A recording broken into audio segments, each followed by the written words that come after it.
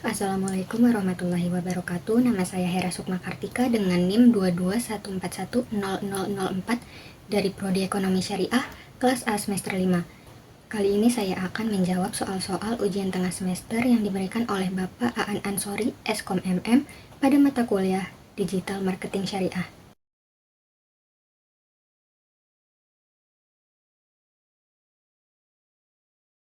Dalam Islam, salah satu syarat sahnya jual beli adalah adanya keridhaan antara penjual dan pembeli. Walaupun dalam jual beli online tidak ada interaksi langsung, prinsip saling ridho tetap dapat dijaga melalui transparansi informasi dan kejujuran dari kedua belah pihak. Dengan menyediakan deskripsi produk yang jelas dan akurat, serta memberikan informasi terkait harga, kondisi barang, kebijakan pengembalian, dan aspek-aspek penting lainnya, penjual menunjukkan komitmen untuk menjaga transparansi. Pembeli yang memahami informasi tersebut dan memutuskan untuk melanjutkan transaksi dapat dianggap telah menyetujui dan meridhoi transaksi tersebut. Di dalam akad online, keridhaan bisa dinyatakan melalui konfirmasi pemesanan atau persetujuan pembayaran. Sebagai contoh, ketika pembeli mengklik tombol setuju atau konfirmasi pesanan, itu bisa dianggap sebagai ungkapan ridho atau persetujuan yang sah dalam konteks jual beli online. Selain itu, fitur ulasan produk dan kebijakan pengembalian juga mendukung aspek saling ridho ini, yang mana memberikan kesempatan bagi pembeli untuk menyampaikan ketidakpuasan jika barang tidak sesuai.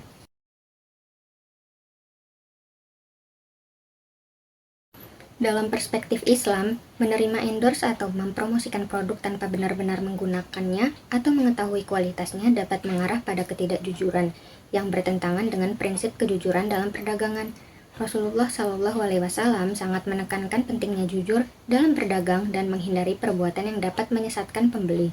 Jika seseorang menerima endorse dan mengatakan hal-hal yang mengunggulkan produk, padahal sebelumnya belum pernah memakainya, ini dapat dianggap sebagai bentuk penipuan atau gharar karena berupa ketidakjelasan.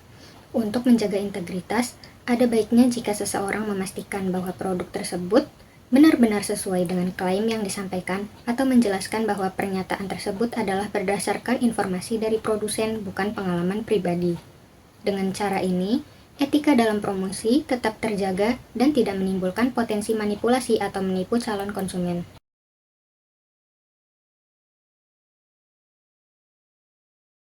Dalam Islam, persaingan dalam bisnis dianjurkan untuk dilakukan dengan cara yang sehat dan penuh etika, tanpa menjatuhkan atau merugikan kompetitor. Agar bisnis bisa maju di tengah persaingan yang ketat, strategi berikut bisa diterapkan. Yang pertama, dengan menjaga kejujuran dan transparansi, dengan memberikan informasi produk yang benar dan transparan mengenai harga, kualitas, dan layanan akan menciptakan kepercayaan konsumen. Kepercayaan ini menjadi fondasi untuk membangun loyalitas yang akan membantu bisnis bertahan di tengah persaingan. Yang kedua, inovasi dan kualitas. Dengan memperbaiki kualitas produk dan layanan serta berinovasi sesuai kebutuhan konsumen adalah cara yang etis dan produktif untuk memenangkan persaingan. Dalam Islam, menciptakan keunggulan yang positif dihargai terutama jika memberikan manfaat lebih kepada konsumen. Yang ketiga, pelayanan yang prima. Dengan memberikan pelayanan yang ramah, cepat, dan solutif dapat meningkatkan nilai tambah dan menciptakan diferensiasi yang menarik bagi pelanggan. Yang keempat, tidak menjelekkan kompetitor. Islam mengajarkan untuk tidak menjatuhkan kompetitor dengan cara yang tidak etis, seperti mengumbar kekurangan atau kelemahan mereka. Fokus pada peningkatan produk dan layanan sendiri tanpa harus merugikan orang lain lebih diutamakan. Dengan menerapkan prinsip-prinsip ini, bisnis dapat berkembang pesat sambil tetap berpegang pada etika Islam, sehingga keberkahan dalam rezeki bisa dirasakan.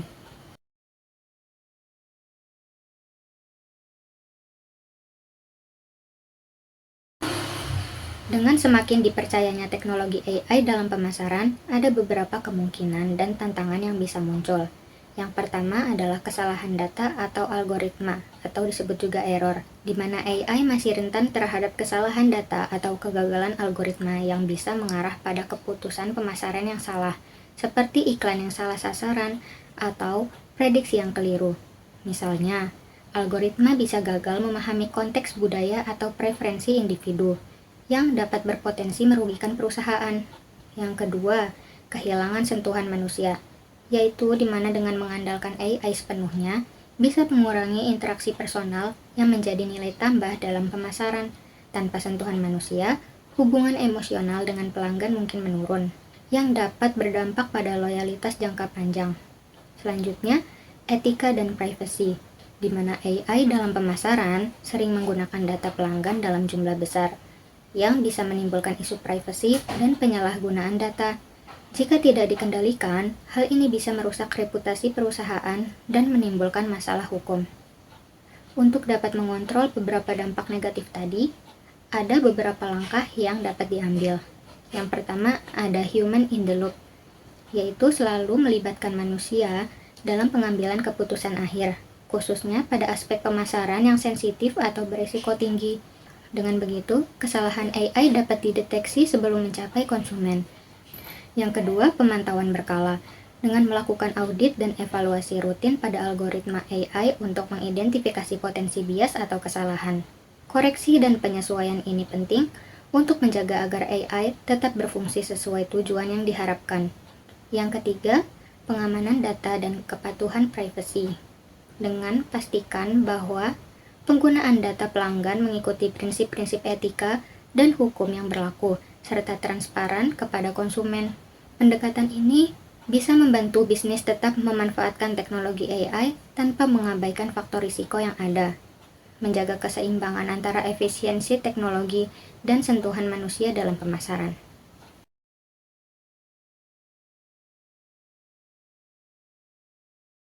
Menurut Philip Kotler, tahap swadaya adalah salah satu tahapan awal dalam perkembangan perekonomian, di mana masyarakat lebih fokus pada memenuhi kebutuhan dasar mereka sendiri daripada melakukan transaksi komersial secara luas.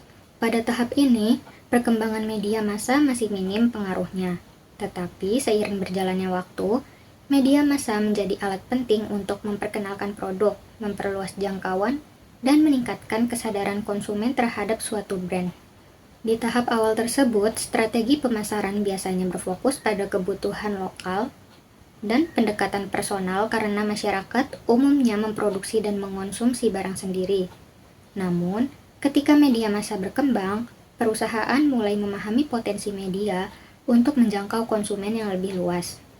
Nah, disinilah strategi pemasaran berkembang dari pendekatan langsung dan sederhana menjadi lebih kompleks dengan penggunaan media untuk menciptakan permintaan dan kebutuhan baru di kalangan masyarakat. Dengan media massa, pemasaran di tahap swadaya bisa mulai mendorong masyarakat untuk lebih berinteraksi dengan produk luar, menciptakan kesadaran merek, dan menumbuhkan pasar yang lebih besar.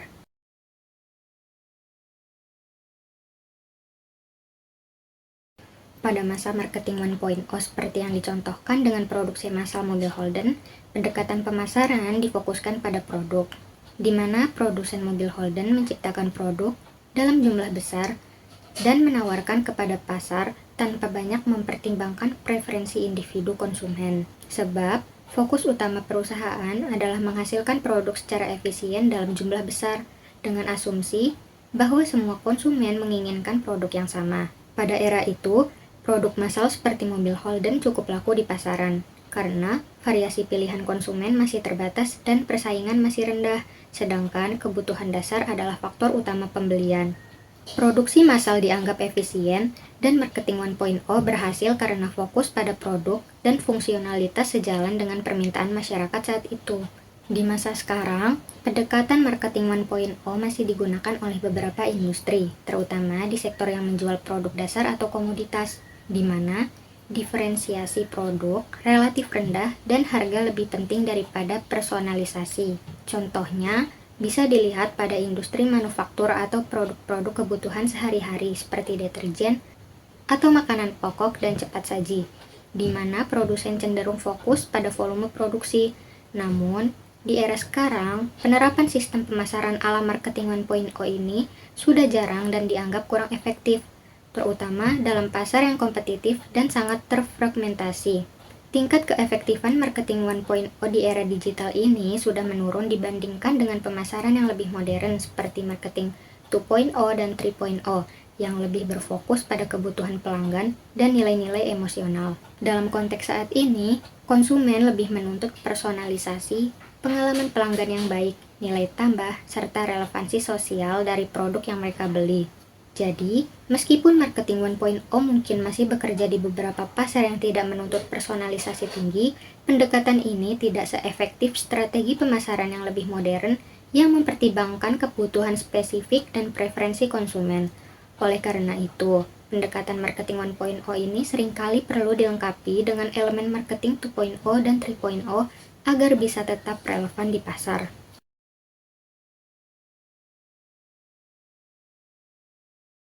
Prinsip-prinsip etika pemasaran syariah sangat penting untuk memastikan bahwa bisnis tetap beroperasi sesuai dengan ajaran Islam. Beberapa prinsip tersebut, yang pertama adalah kejujuran, di mana dalam pemasaran syariah, informasi yang disampaikan harus jujur dan tidak menyesatkan. Sebagai contoh, iklan atau deskripsi produk harus akurat mengenai kondisi, kualitas, dan manfaat produk tanpa melebih-lebihkan atau mengurangi informasi. Yang kedua ada transparansi, di mana semua informasi yang relevan tentang produk atau layanan, termasuk harga, syarat, dan ketentuan harus disampaikan dengan jelas. Dalam praktiknya, penjual dapat mencantumkan deskripsi produk secara rinci di katalog atau situs web, sehingga pembeli memiliki informasi yang cukup sebelum memutuskan pembelian. Yang ketiga ada keadilan, di mana prinsip ini melarang manipulasi harga atau eksploitasi terhadap konsumen. Praktik harga yang adil harus diutamakan, di mana harga yang ditetapkan sesuai dengan kualitas barang atau jasa yang ditawarkan dan tidak merugikan salah satu pihak. Yang keempat, tanpa riba dan gharar. Dalam pemasaran syariah, riba dan gharar itu dilarang.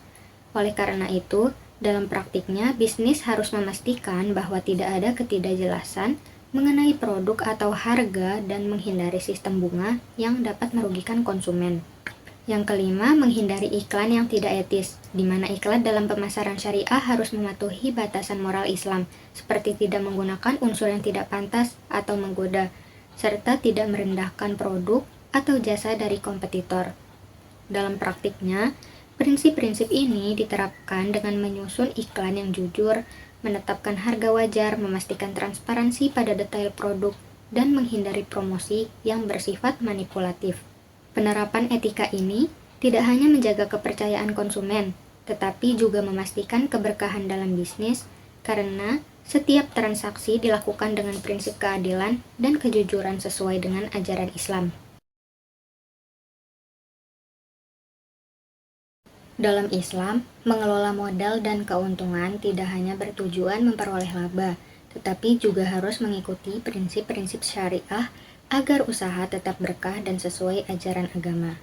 Beberapa strategi yang diterapkan dalam mengelola modal dan keuntungan meliputi: yang pertama, menghindari riba, di mana modal yang digunakan dalam bisnis tidak boleh berasal dari sumber yang mengandung riba, seperti pinjaman dengan bunga tinggi. Sebagai contoh, seorang pedagang bisa mencari investor yang bersedia menanamkan modal dengan sistem bagi hasil, seperti mudharabah atau musyarakah, di mana keuntungan dibagi sesuai kesepakatan tanpa adanya bunga. Yang kedua, penggunaan laba untuk kemaslahatan, di mana sebagian dari keuntungan yang diperoleh didorong untuk disalurkan ke dalam bentuk zakat, infak, atau sedekah. Misalnya, sebuah perusahaan muslim menyisihkan 2,5% dari laba bersih tahunannya untuk zakat, yang kemudian disalurkan kepada yang membutuhkan. Ini juga membantu meningkatkan keberkahan rezeki yang diperoleh. Yang ketiga, investasi berkelanjutan, di mana Islam mendorong penggunaan keuntungan untuk pengembangan bisnis yang berkelanjutan dan bermanfaat bagi umat. Sebagai contoh, seorang pengusaha bisa mengalokasikan sebagian keuntungannya untuk menambah lini produk atau memperluas usahanya ke bidang yang bisa membantu lebih banyak orang, seperti membuka cabang baru atau menambah layanan yang bermanfaat bagi masyarakat. Yang keempat, keseimbangan antara konsumsi dan investasi, di mana dalam Islam tidak dianjurkan untuk menggunakan keuntungan hanya untuk konsumsi pribadi secara berlebihan. Sebaliknya, sebagian keuntungan digunakan untuk investasi yang menghasilkan atau untuk pengembangan usaha. Ini mendorong pertumbuhan bisnis yang berkelanjutan sambil menjaga gaya hidup yang sederhana. Pemasaran modern menghadapi beberapa tantangan etika, karena perkembangan teknologi, persaingan yang ketat, dan meningkatnya ekspektasi konsumen. Beberapa tantangan etika yang sering muncul antara lain yang pertama, privasi konsumen. Dengan kemajuan teknologi, data pribadi konsumen menjadi komoditas berharga bagi perusahaan, tetapi penggunaannya seringkali melanggar privasi konsumen. Pelanggaran ini bisa terjadi dalam bentuk pengumpulan data tanpa izin atau pemanfaatan data untuk iklan yang terlalu invasif. Solusinya yaitu perusahaan harus menerapkan kebijakan privasi yang ketat dan transparan, memberi konsumen kontrol atas data mereka, serta hanya mengumpulkan data yang relevan dan dengan izin. Hal ini untuk menjaga kepercayaan konsumen dan menciptakan ikatan jangka panjang yang lebih beretika. Yang kedua, iklan yang menyesatkan, di mana dalam pemasaran modern, iklan seringkali dibentuk dengan cara yang dapat membingungkan atau menyesatkan konsumen, seperti janji produk yang berlebihan atau gambar yang tidak sesuai dengan produk asli. Solusinya, yaitu perusahaan harus fokus pada kejujuran dan transparansi dalam iklan, memberikan deskripsi produk yang sesuai, serta menghindari klaim yang berlebihan. Hal ini bukan hanya menghormati konsumen, tetapi juga meningkatkan kredibilitas perusahaan di mata publik. Yang ketiga, tekanan untuk konsumerisme berlebihan, di mana strategi pemasaran seringkali mendorong pola konsumsi yang berlebihan, seperti mempromosikan barang yang mungkin tidak benar-benar dibutuhkan konsumen. Solusinya yaitu bisnis bisa mendorong konsep konsumsi yang bertanggung jawab dengan mempromosikan produk yang bermanfaat, tahan lama, dan ramah lingkungan. Dengan menyeimbangkan kebutuhan konsumen dan prinsip keberlanjutan, perusahaan bisa mendorong perilaku konsumsi yang lebih sehat. Yang keempat, penggunaan influencer yang tidak autentik, di mana influencer marketing bisa menjadi tidak etis ketika seorang influencer mempromosikan produk tanpa memahami atau menggunakan produk tersebut, yang bisa menyesatkan pengikutnya. Solusinya adalah perusahaan bisa memilih influencer yang benar-benar memahami produk dan memberikan kebebasan bagi mereka untuk memberikan ulasan yang jujur. Ini membantu menjaga etika dan menciptakan konten yang lebih otentik bagi konsumen. Dalam era pemasaran modern, menjaga prinsip etika bisa menjadi tantangan, tetapi solusi seperti transparansi, kejujuran, perlindungan privasi, dan mendorong konsumsi yang bertanggung jawab bisa membantu menjaga nilai-nilai etika dalam bisnis, sekaligus memperkuat hubungan baik dengan konsumen. Dalam Islam, riba adalah tambahan yang diambil tanpa adanya nilai tambah atau upaya nyata yang biasanya terjadi dalam transaksi yang mengandung bunga atau pengembalian berlebihan di luar prinsip jual beli. Ada beberapa hal yang sering menjadi penyebab munculnya praktik riba dalam jual beli, di antaranya yang pertama, penggunaan sistem bunga dalam pinjaman atau kredit, di mana riba sering terjadi ketika pinjaman atau kredit yang digunakan dalam jual beli mengandung bunga yang harus dibayar oleh pembeli. Contohnya, saat seseorang membeli barang secara kredit dengan bunga tambahan, biaya tambahan yang dibebankan dianggap sebagai riba. Yang kedua, ketidakadilan dalam penentuan harga. Jika harga suatu barang dinaikkan secara berlebihan dengan alasan pembayaran ditunda, maka penambahan yang tidak proporsional ini juga bisa dianggap riba, terutama jika nilainya jauh lebih besar dari harga pokok barang. Yang ketiga, transaksi yang mengandung unsur spekulasi berlebihan, di mana dalam praktik riba, kadang terjadi transaksi yang bersifat spekulatif atau tidak jelas, seperti jual beli yang mengharapkan keuntungan besar tanpa adanya nilai tambah nyata. Misalnya, praktik membeli barang hanya untuk dijual kembali dengan harapan memperoleh keuntungan besar tanpa memberikan manfaat tambahan nyata. Yang keempat, kurangnya pengetahuan tentang prinsip syariah, di mana banyak pelaku bisnis yang mungkin kurang memahami prinsip jual beli dalam Islam. Sehingga, tanpa disadari, mereka menerapkan sistem yang mengandung riba, seperti mengambil keuntungan dari waktu pembayaran yang ditunda dengan menetapkan biaya tambahan yang tinggi. Untuk menghindari riba dalam jual beli, Islam mendorong penggunaan akad yang sesuai syariah, seperti murabahah, yaitu jual beli dengan margin keuntungan yang disepakati, mudorobah atau kemitraan bagi hasil, ataupun ijaroh berupa sewa menyewa, sehingga transaksi akan tetap adil dan tidak merugikan salah satu pihak. Di tengah persaingan pemasaran digital yang semakin ketat, menjaga agar konten tetap relevan dan menarik adalah tantangan yang besar.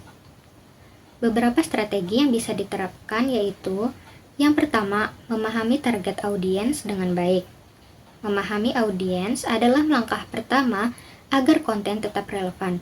Dengan menggunakan data demografi, preferensi, dan perilaku audiens, membantu menciptakan konten yang sesuai dengan kebutuhan mereka. Misalnya, konten video yang edukatif bisa menarik bagi segmen usia muda, sementara artikel informatif mungkin lebih diminati oleh segmen profesional. Yang kedua, update tren dan berita terkini, di mana konten yang menyesuaikan dengan tren atau berita terkini akan lebih mungkin menarik perhatian audiens. Misalnya, jika ada tren baru di industri tertentu, sebuah brand bisa membuat konten yang terkait dengan tren tersebut agar tetap relevan. Yang ketiga, kreativitas dalam penyampaian pesan, di mana kompetisi ketat mengharuskan konten tidak hanya relevan, tetapi juga disajikan dengan cara yang menarik dan kreatif. Dengan menggunakan format yang bervariasi, seperti video interaktif, infografis, atau postingan carousel, bisa membuat konten lebih menarik dan interaktif. Yang keempat, menggunakan storytelling, di mana konten yang bercerita seringkali lebih mampu menarik perhatian karena lebih mudah diingat. Dengan menceritakan kisah brand, nilai-nilai, atau perjalanan produk, bisa membuat audiens merasa lebih terhubung secara emosional. Yang kelima, melibatkan audiens melalui interaksi, dengan mengajak audiens untuk berinteraksi, seperti dengan polling, Q&A, atau komentar, akan bisa meningkatkan keterlibatan dan membuat konten lebih hidup. Ketika audiens merasa terlibat, mereka lebih cenderung merasa bahwa konten relevan dan menarik. Yang keenam, optimalkan SEO atau Search Engine Optimization dan algoritma media sosial. Dengan menggunakan teknik SEO untuk artikel atau memahami algoritma platform media sosial akan membantu konten lebih mudah ditemukan dan dijangkau audiens. Penggunaan keyword yang relevan, hashtag yang tepat, serta waktu posting yang optimal juga membantu meningkatkan visibilitas konten. Yang ketujuh, evaluasi dan adaptasi berkelanjutan. Dengan melakukan evaluasi secara rutin terhadap performa konten dan feedback dari audiens, penting untuk mengetahui apa yang bekerja dan apa yang perlu diperbaiki. Ini memungkinkan penyesuaian strategi konten agar terus relevan seiring perkembangan preferensi audiens. Dengan langkah-langkah tadi, konten pemasaran digital akan bisa tetap relevan, menarik, dan efektif dalam menyampaikan pesan kepada audiens meskipun di tengah persaingan yang ketat. Mungkin hanya itu jawaban yang bisa saya sampaikan. Bila ada kekurangan mohon dimaafkan. Wassalamualaikum warahmatullahi wabarakatuh.